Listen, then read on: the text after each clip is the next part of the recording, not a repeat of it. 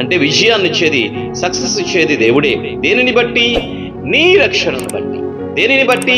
నీ నామమును బట్టి, యథార్థతను బట్టి, నీతిని బట్టి, న్యాయాన్ని బట్టి ఆయన మనకు విజయాన్ని. నువ్వు నీతి, న్యాయం, పరిశుద్ధత చాలా ఇష్టపడాలి.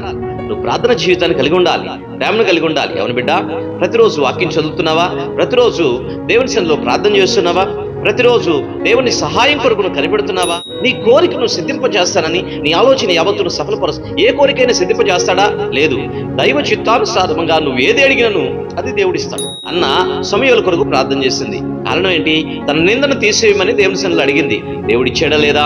సొలొమోను ఏం చెప్తున్నాడు అనంటే, ప్రభువా, నీ ప్రజలను పరిపాలించాలంటే నా జ్ఞానం చాలదు, కాబట్టి ఇదిగో నీ ప్రజల కోసం, నీ రాజ్య విస్తరణ కోసం, నీ సేవకుడైన దావీదుకు నువ్వు చేసిన వాగ్దానాన్ని బట్టి ఇదిగో నాకు ఈ ప్రజలకు న్యాయం తీర్చడానికి వివేచన, జ్ఞానం అనుగ్రహించమని ప్రార్థన చేశాడు.